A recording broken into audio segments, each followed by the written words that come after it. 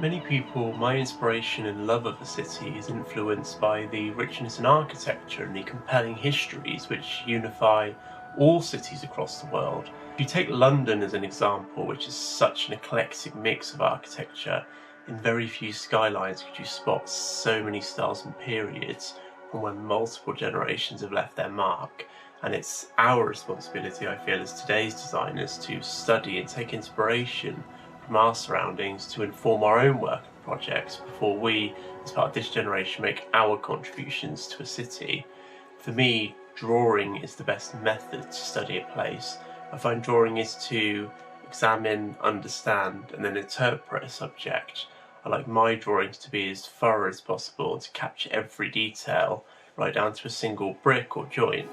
I see my drawings more as snapshots of that time, and if I were to return to these places in maybe 10, 20 years' time, the city will have evolved and a new view will greet me. As we all know, the cities we live, work and play within are forever changing with the ebb and flow of modernity. We really have to start to ask ourselves now the kinds of spaces that we wish to be inhabiting.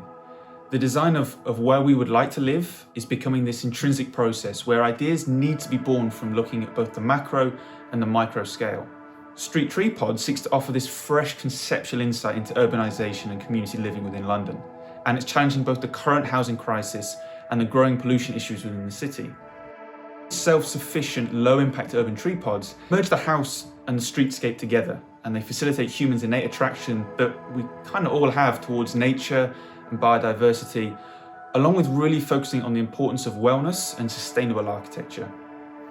So the project's primary goal here is really about helping people realise that living within the environment and supporting the ecosystem is becoming this vital component of the future design of our cities. Taking up just the same amount of space as a single car parking bay, each structure would offer short-term accommodation to a single occupant. Homes that can be occupied specifically by students, by young professionals, by first-time buyers, and help those who have become unfortunately homeless and need to be rehoused. I think at this point though it's worth noting that the world is changing right now, and we must work together to increase the density of greenery in cities and allow every resident to enjoy the psychological benefits that comes with being surrounded by nature. We know trees have proved to decrease obesity. We know they reduce health risks, aid mental behaviour, and we know that ultimately people feel more positive in their day-to-day lives if they have this connectivity to nature. So homes, yes, they need to be adaptable, they need to be flexible, and they need to be active now. But it's about understanding that our streetscape needs to become more integrated to our natural landscape. These should be the symbiotic relationships between home and the wider community. We're all aware of the pressures in our cities. It's greater than ever. Our streetscapes are under constant review, a housing shortage, and questions about what the shape of our cities looks like in a world that's in the throes of a pandemic. But forgotten pieces of city are commonplace. These exist hidden along some of the transport infrastructure that's done so much to connect people across our cities, sometimes at the sacrifice of bisecting the communities in which they lay. Now, central to the success of the proposal at Boller Lane, which has been submitted for planning, is a safe and fully active street experience, one which rethinks the roles our streets play within our communities.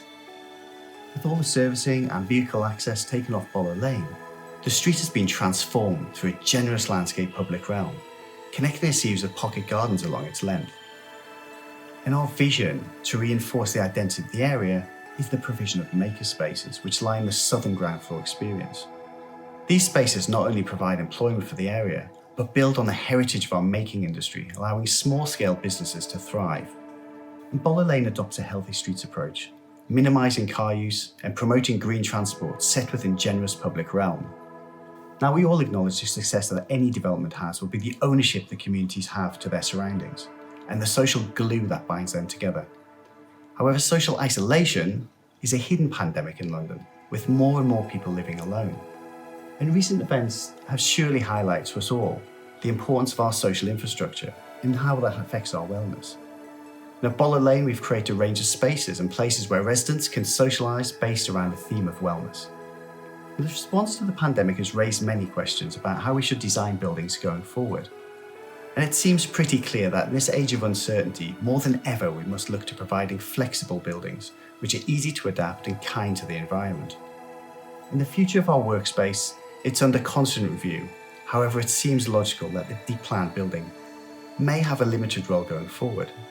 In the HOK's London studio, we've developed a system called Flex, which can be used for a variety of functions and is nimble to change. And this can be used over the transport infrastructure, introducing new uses to an area. And offering flexible buildings should not be a huge technical challenge. In many ways, the biggest challenge will be a societal one. Bringing uses together for the first time can pose difficult questions about what our city should and shouldn't be used for, and morphing building typologies may become the norm.